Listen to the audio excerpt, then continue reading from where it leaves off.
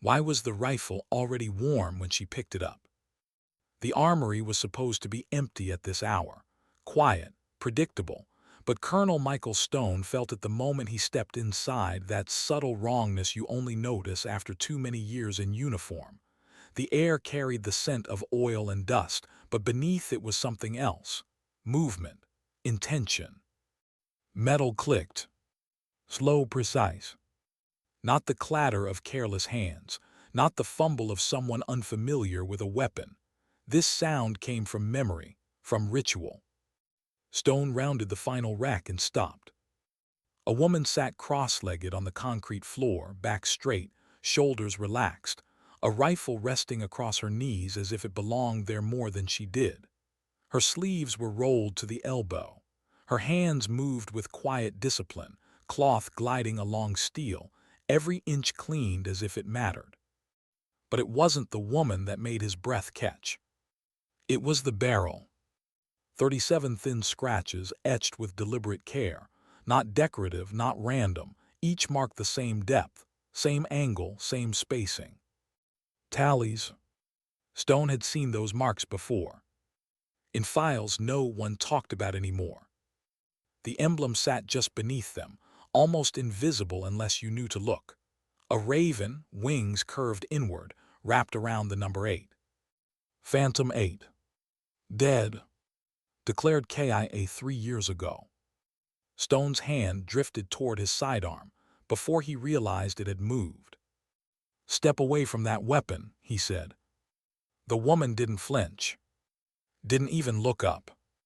The cloth continued its path, slow and reverent, until she reached the muzzle. Only then did she lift her eyes. They weren't cold. They were empty. "This rifle doesn't exist," Stone said.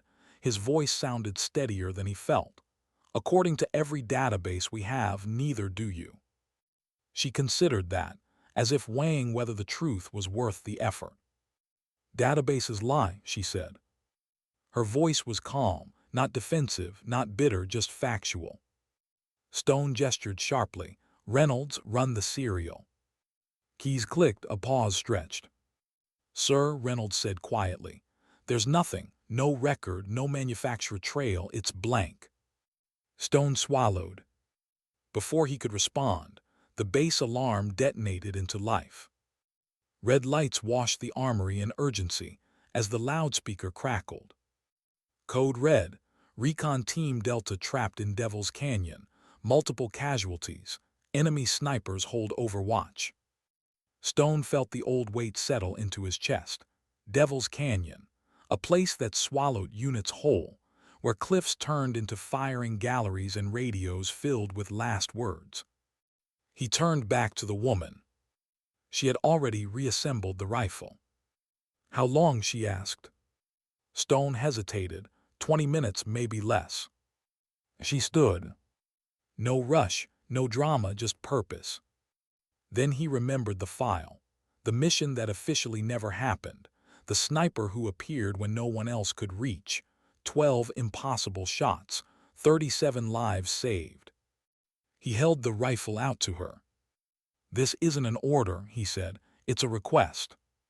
For the first time, something flickered across her face. Recognition. She took the weapon. "Then we're already late." Devil's Canyon didn't forgive mistakes. The wind cut sideways, bouncing off stone walls like a living thing. Maya moved low, every step chosen, her body remembering terrain before her mind did. The radio in her ear was chaos, voices overlapping, breathless, afraid. "They're everywhere." "Can't move." Sniper fire from the ridge. She ignored the noise and listened for patterns. Found them. 800 meters out, she settled into position. The ground was unforgiving, but she became part of it. Breathing slowed. Heartbeat faded into background rhythm. Through the scope, the world narrowed. She saw Delta Team huddled behind shattered rock.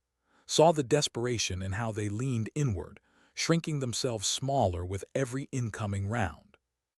Then she saw the flash. First target. The shot felt like release. The second came faster. The third fired back. Stone exploded where her head had been a second earlier. She rolled, heart spiking, the old fear clawing up her spine, the one she thought she'd buried. I'm not supposed to be here. She forced it down. Relocated. Waited. The enemy made a mistake, just one glint of glass. That was enough. When the canyon fell silent again, Maya didn't feel triumph. Only exhaustion. Back at Camp Liberty, Stone watched her return like someone witnessing a ghost decide to stay. He saw the fresh notch on the barrel. 38. They're all safe, he said. I know. She handed him the rifle. For 3 years, she said quietly, I've been running from that number. Stone nodded, then stopped running. He offered her a place, not on a wall, not in a file, but here. Teaching. Guiding. Turning experience into restraint. Maya hesitated.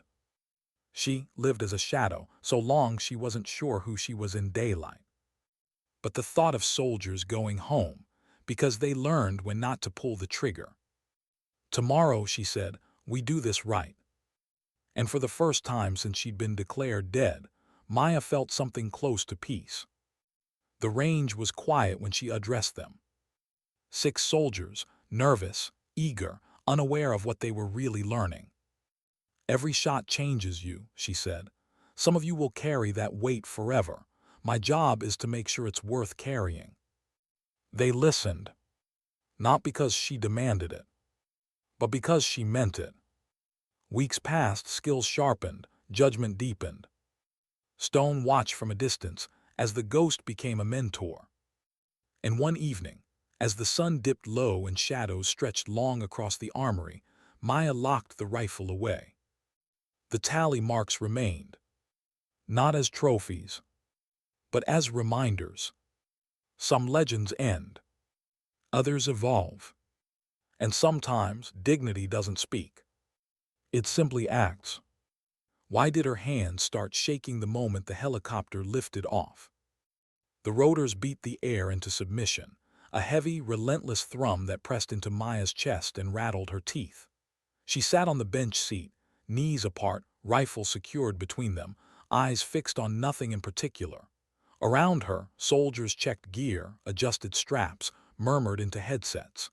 They moved with the easy confidence of people who believed in procedures, in plans, in the idea that someone else had already thought through every possible outcome. Maya didn't believe in that anymore. She flexed her fingers once slowly, as if reminding herself they were still hers. The tremor came again, faint but undeniable, not fear exactly, not panic. Recognition. This was how it always started. 3 years ago, the shaking had come before the first shot too. She remembered thinking it meant she wasn't ready. She remembered being wrong. Across from her, a young sergeant caught her glance and offered a tight smile, the kind meant to reassure both of them. You good, Staff Sergeant? Maya nodded. The motion felt distant, like it belonged to someone else. I'm good. The lie slid out easily, too easily. The helicopter banked and the canyon opened beneath them like a wound in the earth. Jagged rock, narrow passes, a geography designed to punish mistakes. The pilots kept high, careful not to silhouette themselves against the sky. Maya leaned forward, peering down, already mapping angles, lines of sight, places where an enemy would wait. She didn't need a briefing. The canyon told its own story. When the helicopter dropped her off miles from the engagement zone, it didn't linger. No dramatic farewell, no words of encouragement, just a quick nod from the crew chief and then empty air as the bird lifted away, leaving her alone with the wind and the long walk ahead. Silence settled in. This was the part she remembered most clearly. Not the shots, not the kills. The space between. Maya moved uphill, keeping to shadow, her pace measured. She avoided paths that looked too obvious, too easy. Devil's Canyon rewarded patience and punished certainty. She paused often, not because she was tired, but because stillness revealed things movement hid. A loose stone here, a disturbed patch of dust there. Someone had passed recently. Enemy scouts, most likely. She adjusted her route without conscious thought, sliding into a rhythm her body knew even if her mind resisted it. Every step carried a memory, not images, sensations. The weight of a trigger before it broke. The way the world narrowed when she exhaled. The sound a body made when it hit the ground far below. She pushed the thoughts aside, but they clung like burrs. By the time she reached her firing position, sweat slicked her back despite the cold. 800 meters. The distance sat heavy in her mind, not as a number but as a promise. This would not be quick. This would not be clean. She lay prone, pressed against stone, and let the rifle settle into her shoulder.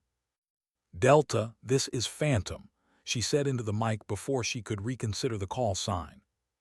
A pause. Then disbelief. "Say again." She closed her eyes briefly. "You've got a shooter in Overwatch now. Stay down. Do not move until I tell you." The relief that followed was immediate and raw. Voices softened. Breathing steadied. They believed her. That mattered more than she expected. Through the scope she scanned the ridgeline. The enemy was disciplined, well-trained. They hadn't made the mistakes amateurs made. No obvious silhouettes, no careless exposure. Whoever commanded them understood the terrain as well as she did. That meant time. Time meant risk. Her heartbeat crept louder in her ears. She adjusted her breathing, forcing it slower, deeper. In, out, let the world compress. The first sniper revealed himself by accident. A fraction of movement as he shifted weight, barely there. Enough. The shot echoed and vanished into the canyon's vastness. She didn't watch him fall. She was already moving, already searching for the next threat. That was when the memory hit her. Storm Raven. A different canyon. A different team pinned down. Her finger tightening on the trigger while a voice in her head whispered that she could wait, that maybe someone else would take the shot, that maybe she didn't have to be the one to decide who lived and who didn't. She'd hesitated then. Someone had died because of it. Maya swallowed hard and realigned her scope. No hesitation this time. 2 more shots, 2 more threats removed. The enemy adapted quickly, scattering, changing positions, probing for her location. 1 round cracked past her head, close enough that she felt heat, close enough to remind her she wasn't invisible. Her pulse spiked. Fear surged up, sharp and insistent. I'm still alive, I can still die. She rolled to a secondary position, heart hammering, and forced herself to lie still. Dust settled around her. The canyon breathed. For a moment, she thought about not firing again. About letting conventional forces handle it. About stepping back into the shadows and letting the ghost take over so she didn't have to feel this. The thought scared her more than the bullets. She wasn't a ghost anymore. She exhaled and waited. The enemy sniper made his mistake out of impatience. A glint, a flash, a need to end the duel. Maya ended it instead. When the last hostile went down and Delta began moving, she felt the familiar hollow open inside her chest. The mission was working. People were surviving. And yet, her hands shook again as she reloaded. Why does it never feel like victory? By the time she exfiltrated and returned to base, night had fallen. Camp Liberty buzzed with controlled chaos, medics, debriefs, equipment being logged. Maya slipped through it like she didn't quite belong to the scene. Stone found her outside the armory, leaning against the wall, helmet off, hair damp with sweat. "You did it," he said. She looked past him, eyes unfocused. "They did, I just gave them time." He studied her face, nodding the tension she hadn't bothered to hide. "You okay?" The question landed harder than he intended. She almost laughed, almost snapped. Instead, she shook her head once. "I don't know how to stop counting," she said quietly. Stone followed her gaze to the rifle, to the new mark she'd added without thinking. 38. It's not a scoreboard, he said. I know, her voice wavered, but it feels like one. They stood in silence, the kind that didn't demand answers. Finally, Stone spoke. 3 years ago when you disappeared, why didn't you come back? Maya closed her eyes. Because everyone treated me like a weapon, she said. And weapons don't get to be tired, or afraid, or wrong. Stone absorbed that, and now. She hesitated. The question scared her more than the canyon had. Now I don't know who I am if I'm not needed. Stone nodded slowly. Then maybe we find out. Later that night, alone in the armory, Maya cleaned the rifle again. Not because it needed it, because she did. Each stroke of the cloth was deliberate, grounding. She traced the tally marks with her thumb, not as numbers but as memories. Faces she never saw clearly, voices she never heard again. She wasn't proud of them. She wasn't ashamed either. They simply were. When she locked the rifle away and turned off the light, the armory fell silent once more. But the silence felt different now. Less haunted, more waiting. Outside, the base slept. Soldiers rested. Families somewhere far away remained unaware of how close they'd come to loss. Maya stood in the darkness and allowed herself one fragile, dangerous thought. Maybe surviving wasn't the same as living. And maybe this time, she wouldn't disappear to avoid finding out. Why did the room feel smaller the moment she stepped into the briefing hall? Maya felt it before anyone spoke. A subtle shift in posture, a pause that lasted half a second too long. Conversations tapering off, not because she'd commanded attention, but because no one quite knew where to place her. She stood near the back, arms folded loosely, rifle case resting against her boot. The canyon dust was still on her uniform. She hadn't bothered to scrub it away. Part of her wanted it there, proof that the night hadn't been a dream. The projector hummed to life at the front of the room. Maps appeared. Red markers bloomed across the terrain like fresh wounds. Colonel Stone stood beside the screen, posture rigid, eyes scanning the assembled officers and NCOs. This debrief is classified, he said. What happened in Devil's Canyon doesn't leave this room. A few heads nodded. Others tilted slightly, curious. Maya felt the weight of their glances without meeting them. She learned long ago that curiosity could be sharper than judgment. Everyone wanted to know where she'd come from. No one wanted to ask what it cost. Stone gestured to the map. Enemy sniper elements established overlapping kill zones along these ridgelines. Conventional response would have resulted in unacceptable losses. He paused. Instead, we used an unconventional asset. That word landed wrong. Asset. Maya's jaw tightened. Stone continued, describing distances, angles, timing. He spoke clinically, the way officers did when they were trying to make chaos sound orderly. He mentioned the shots, the suppression, the window that allowed Delta to break contact. He did not mention her name. She appreciated that more than she expected. But when questions opened, the silence fractured. Sir, a major near the front said, with respect, that level of marksmanship isn't reproducible. It's not something we can plan around. Maya felt the familiar pull inward, the instinct to disappear, to let the conversation move past her like she wasn't there at all.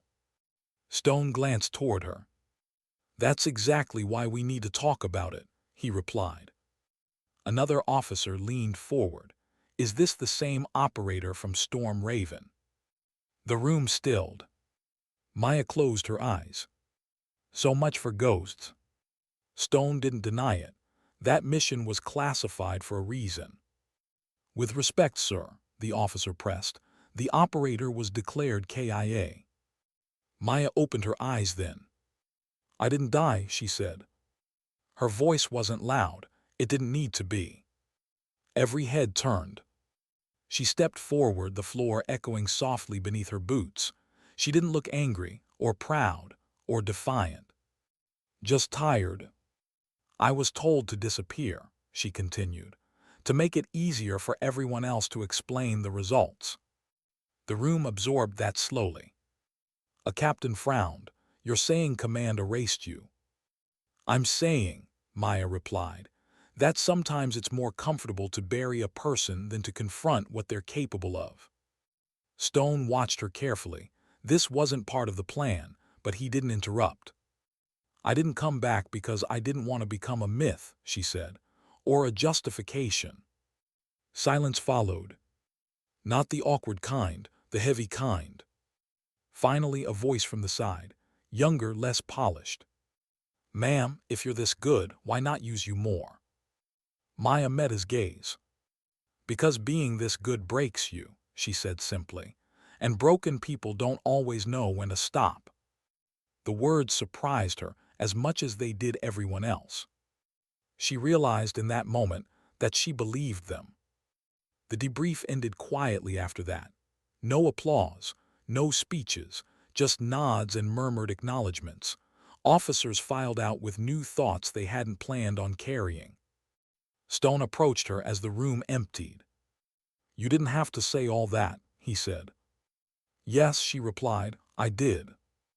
He studied her face. You're not wrong, but you made people uncomfortable.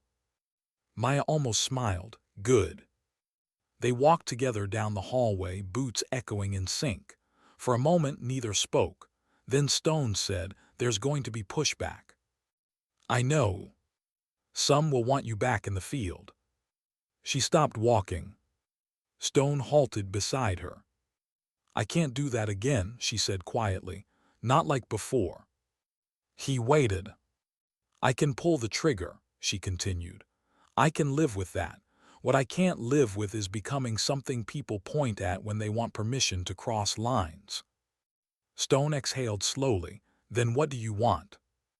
The question lingered. Maya hadn't let herself think that far ahead. Wanting things had felt dangerous. Wants created attachments. Attachments created hesitation.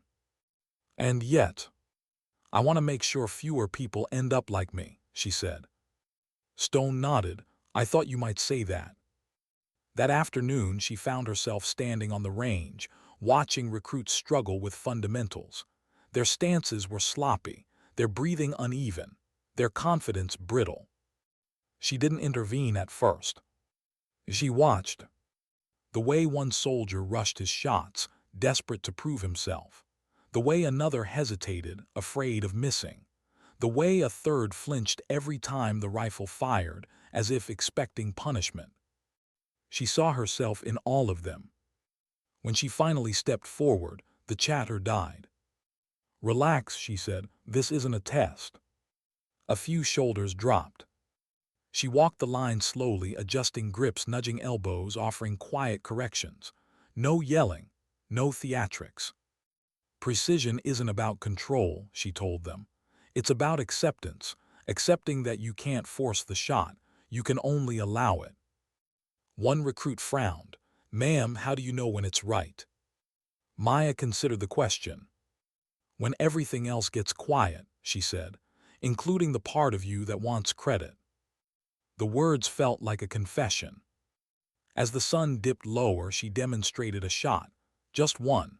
Not impressive in distance or difficulty, but perfect in form.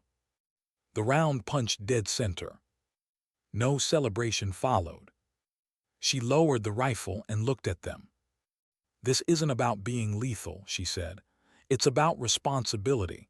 The moment you pull the trigger, you own everything that comes after, the hit, the miss, the consequences you'll never see. That night, alone again, Maya sat on her bunk staring at her hands. They were steady now.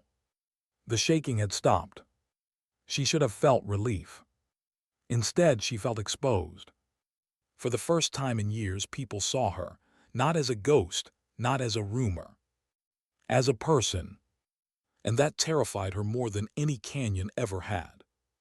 Because ghosts don't have to figure out how to live with what they've survived. But people do. And as she lay back and stared at the ceiling, One thought refused to let her rest. If she stayed, she would have to become something other than a weapon. And she didn't yet know if she was strong enough for that. Why did the first shot miss when she knew it shouldn't have? The crack of the rifle echoed across the range, sharp and clean, but the round struck low and left, tearing into dirt instead of steel. The impact sent up a small, humiliating puff of dust. Maya froze.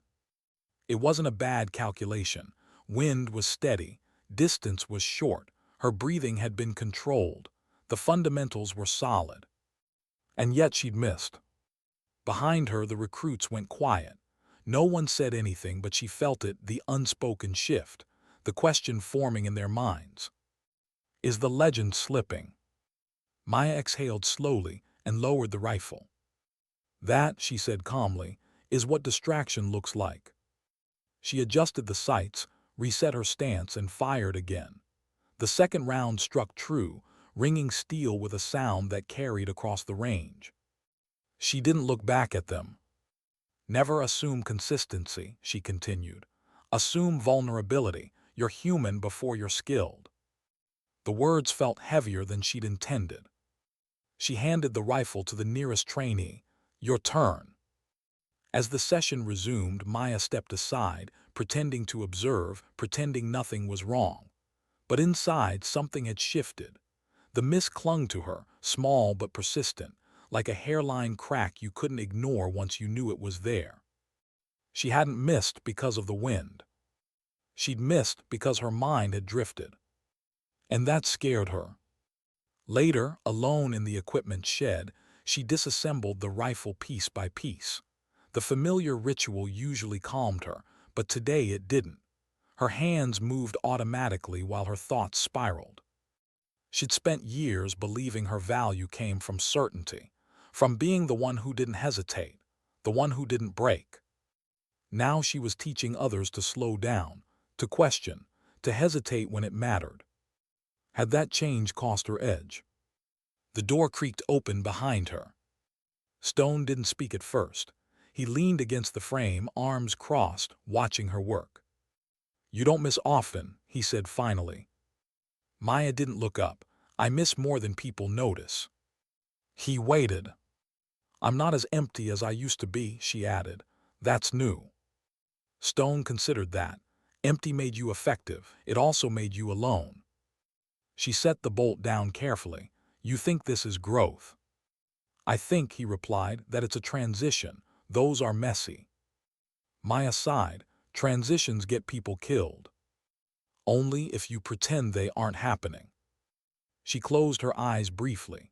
The truth of that settled uncomfortably in her chest. That night, sleep didn't come easily.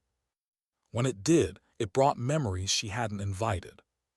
A different range, a different war, a spotter's whisper in her ear. The moment she'd hesitated just a fraction and a friendly position had gone dark. She woke with her heart racing, breath shallow, the echo of the missed shot replaying again and again. By morning, she'd made a decision. She requested time on the Canyon simulation course. Stone raised an eyebrow when he heard, You're not scheduled. I need to know, she said. Know what? Whether I can still trust myself. The course was brutal by design. Artificial ridgelines, moving targets, unpredictable wind generated by concealed fans. It was meant to overload the senses, to break rhythm and force adaptation. Maya took her position and lay prone, the world narrowing as it always had. Targets emerged. She tracked breath, waited. The first shot hit. The second missed by inches. Her jaw tightened. The third struck clean. She paused. Her pulse was higher than she liked, her mind louder. Thoughts crept in where silence used to live. What if this is it? What if you're done? She lifted her head and broke position. The range officer looked surprised. Ma'am. She sat up slowly, reset the course. A murmur rippled through the control booth. Stone, observing from behind the glass, leaned forward. Maya stood, rolled her shoulders and closed her eyes. She didn't try to empty herself. She acknowledged everything, the fear, the doubt, the responsibility, the faces of soldiers who trusted her. Then she breathed again. When she lay back down, her grip was different, lighter, less desperate. The next sequence flowed. Hit, hit, hit. Not faster. Calmer. When the final target fell, she remained still, cheek pressed to the stock, letting the moment pass. She hadn't reclaimed the old version of herself. She'd found a new one. Stone met her afterward near the exit. "You proved your point," he said. Maya shook her head. "No, I learned it." "Which is?" "That precision doesn't come from shutting everything out," she said. "It comes from choosing what matters." Stone smiled faintly. "That's not what they teach in manuals." She returned the smile, small and real. "Most important things are." As days passed, the recruits noticed the shift. Maya spoke less about perfection and more about awareness. She let them fail safely and guided them through understanding why. One afternoon, the young soldier who'd asked about taking the shot lingered after training. "Ma'am," he said, hesitant, "do you ever regret it?" She knew what he meant. She thought of the tally marks, of the lives saved, of the ones she'd never know. "Yes," she said honestly, "and I'd regret it more if I hadn't." He nodded slowly, absorbing that. That evening, Maya stood alone on the range as the sun bled into the horizon. The steel targets hung silent, marked by countless impacts. She touched the rifle, not as a weapon but as a tool. She wasn't the ghost anymore. She wasn't invincible. She was present. And for the first time, that felt stronger than being flawless. Because strength, she was learning, wasn't about never missing. It was about knowing why you did, and what you chose to do next. Why did the call come on a day that felt almost peaceful? The range was quiet in a way Maya had begun to recognize, not empty, not tense, just settled. The recruits were packing up, laughter slipping through the discipline they'd learned, the kind that came from exhaustion mixed with pride. Maya watched them from a distance, arms folded, rifle slung but unused. She felt something unfamiliar resting in her chest. Contentment. It made her uneasy. That was when the radio on Stone's hip chirped. Once. Twice. Urgent. Maya saw his posture change before he said a word. Shoulders squared, jaw set, the calm of routine replaced by the gravity of command. He stepped aside, listening. His eyes flicked toward her once, then away. When the transmission ended, he didn't speak immediately. He stood there, silent, as if weighing whether to cross a line he'd promised not to cross. Maya already knew. The past had a way of finding her on days she almost believed she'd escaped it. "What is it?" she asked. Stone exhaled. "Border region, mountain village. Joint patrol pinned down, different terrain, same problem." She nodded slowly. "Snipers." "Yes." "How many?" "Unknown, but they're good, they're patient." Maya closed her eyes for a moment. She could feel the old pathways lighting up in her mind, the instinctive calculations she hadn't had to access in weeks. "I'm not asking," Stone said quietly. "I know what I said, I know what you said." Maya opened her eyes. "But," she prompted. "But they requested you by name." That landed harder than she expected. "Not Phantom. Not the ghost." "Sir." She turned away, staring across the range.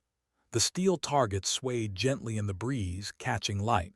Training tools, controlled environments, places where mistakes were lessons, not funerals. "I told you," she said, voice low, "I can't be that again." Stone stepped closer but didn't crowd her. "They don't need a legend. They need time. And right now, you're the only one who can give it to them." Maya felt the familiar tightening in her chest. The conflict wasn't about fear. It was about cost. Every time she stepped into that role, something inside her narrowed, focus sharpened, empathy dulled. The world simplified into angles and outcomes. She could do it. She knew she could. The question was whether she could come back again. "I won't disappear," she said finally. "Not after." Stone nodded. "Then we bring you back, no secrets, no erasing." She turned to face him. "And if I can't?" He met her gaze steadily. "Then we deal with that together." It wasn't a promise of safety, but it was a promise of honesty. An hour later, Maya sat alone in the helicopter, the vibration of the rotors familiar and unwelcome. She checked her gear without urgency, each movement deliberate. She wasn't rushing toward anything this time. She was choosing it. As the landscape shifted beneath her, she thought about the recruits, about the way their eyes followed her when she spoke, about the trust they'd begun to place in her not as a myth, but as a guide. She didn't want to betray that. The helicopter dropped her off well short of the village. The patrol's position crackled through her earpiece, pinned near a dry riverbed, enemy overwatch from terraced hillsides. Civilians scattered, chaos layered over terrain. Maya moved on foot, slower than she once would have, not from hesitation, but from awareness. She felt the weight of the decision with every step. "This isn't who you are anymore," a voice whispered. "No," she thought, "but it's part of who I've been." She reached a vantage point just as dusk settled, the light turning deceptive. Through her scope, she saw the patrol huddled, wounded, running low on options. She saw muzzle flashes from the hills, carefully spaced, disciplined. These weren't amateurs. Her breath steadied. She keyed the mic. "Patrol, this is Maya Shawn. You have overwatch. Stay down. I'll open a window." There was a pause. Then disbelief. Then relief. "Copy," a voice said, holding. She scanned. The enemy had learned from places like Devil's Canyon. They moved between shots. They masked glint. They communicated silently. Good. It meant they'd make mistakes eventually. Maya waited. The first target appeared only because he thought he was safe. She took the shot, felt the familiar recoil, the subtle shift as the rifle settled again. The second shot followed, then the third. Return fire came faster this time, closer. One round shattered stone inches from her elbow. She felt the sting of fragments, welcomed the pain as proof she was still present. She shifted position. And that was when something changed. A movement near the patrol line. Not enemy. A civilian, a child, frozen in fear, caught between fire. Maya's pulse spiked. Her crosshairs hovered over an enemy sniper, lining up a shot that would pass directly through the child's position. She had seconds. The old Maya would have taken the shot without thinking. The new Maya hesitated. Not because she doubted the math. Because she saw the whole picture. She adjusted her angle, waiting a fraction longer, tracking the enemy's movement until the line of fire cleared. The shot rang out. The threat dropped. The child ran. Maya exhaled shakily. That hesitation hadn't cost a life. It had saved one. The engagement ended shortly after. The patrol broke contact, withdrawing under the cover she provided. As silence returned, Maya stayed in position, heart pounding, mind racing. She felt different. Not empty. Not shattered. Just aware. When she returned to base, Stone was waiting. He didn't ask how many. He asked, "How do you feel?" Maya considered the question seriously. "Tired," she said, "but not lost." Stone nodded. "That's new." She handed him the rifle. "No tally," she said. He looked at her surprised. "Those shots weren't about numbers," she continued. "They were about choices." That night Maya sat alone on the range, the stars overhead sharp and unforgiving. She thought about the child, about the recruits, about the thin line between who she had been and who she was becoming. She hadn't escaped her past. She integrated it. And maybe that was the difference between being haunted and being whole. For the first time, she believed that stepping into the fight didn't have to mean stepping away from herself. Sometimes, redemption wasn't about erasing what you'd done. It was about learning how to carry it without letting it aim for you. Why did the rifle feel heavier now that she no longer needed it? Dawn came softly to Camp Liberty, the kind of morning that pretended the world was simpler than it was. Pale light slid across the range, touching steel targets and empty benches, settling into the places where noise usually lived. Maya stood alone at the firing line, the rifle cradled in her arms, not aimed, not ready, just held. She hadn't slept much. Not from nightmares, those had quieted, but from thinking. The kind that came when your life stopped being a series of reactions and started asking you to choose direction. Stone approached without sound. He'd learned how to do that around her. "You didn't log the mission," he said. Maya nodded. "I won't. That's going to raise questions." She turned slightly enough to meet his eyes. "Let them." Stone studied her for a long moment. "You're sure?" She looked down at the rifle, at the steel, at the tally marks that had once defined her existence. They hadn't grown since Devil's Canyon. They hadn't needed to. "I've spent years proving I could take the shot," she said. "I don't need to prove it anymore." Stone leaned against the bench. "Command will ask what changed." Maya almost smiled. "Tell them the mission did." He understood what she meant. This wasn't about tactics or terrain or even outcomes. It was about intention. They stood in silence for a while, listening to the base wake up, vehicles starting, distant voices, the rhythm of normalcy returning. Stone finally spoke. "The training program, I want it formalized. Doctrine, curriculum, your voice in it." Maya's grip on the rifle tightened slightly. "And you?" she asked.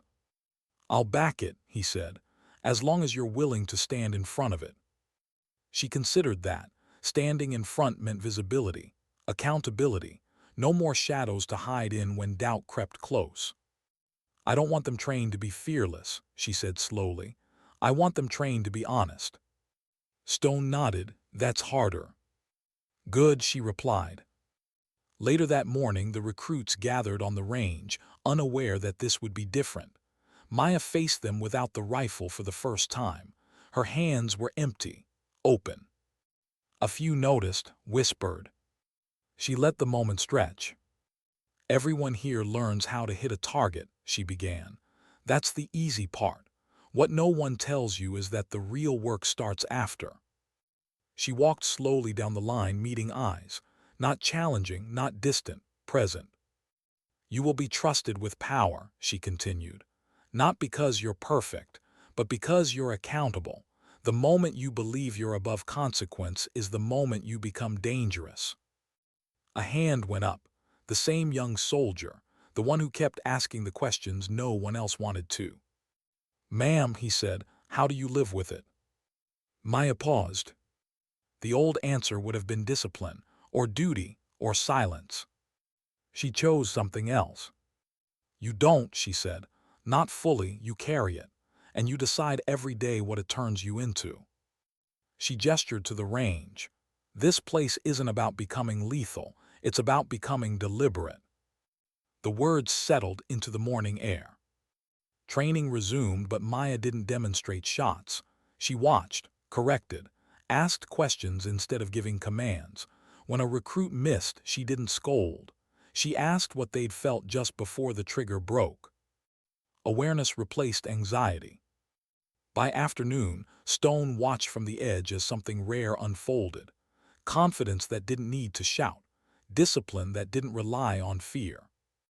Maya noticed him watching. "This wasn't what you expected," she said quietly when he approached.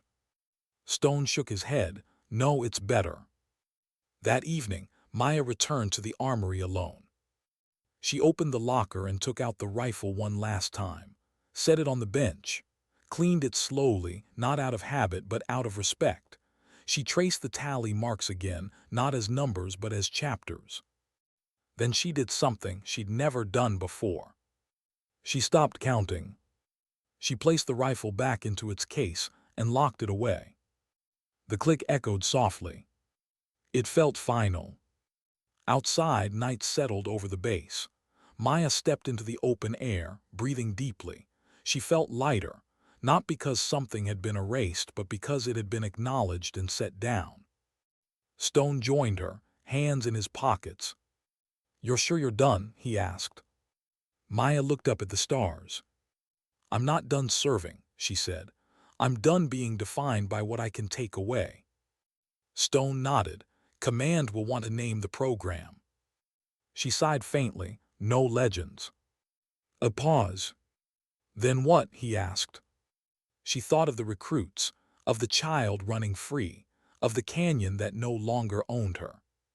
"Just training," she said. "Just responsibility." Stone smiled. "Sometimes that's the bravest thing." Weeks later, Maya stood in front of a new class. Fresh faces, same nervous energy. She introduced herself simply. "My name is Maya Shawn," she said. "I'm here to teach you how to bring people home." No applause followed. Only attention. And that was enough. As the sun climbed higher, Maya felt something settle into place. Not pride, not absolution. Purpose. She hadn't escaped her past. She hadn't rewritten it. She learned how to live beside it without letting it dictate every move. The rifle remained locked away, not as a relic, but as a reminder. That power without reflection is recklessness. That skill without restraint is hollow. And that sometimes the strongest thing a person can do is choose what they will no longer be. Because dignity doesn't announce itself. It doesn't carve tallies into steel or demand to be remembered. Sometimes dignity simply acts, and then steps aside so others can live.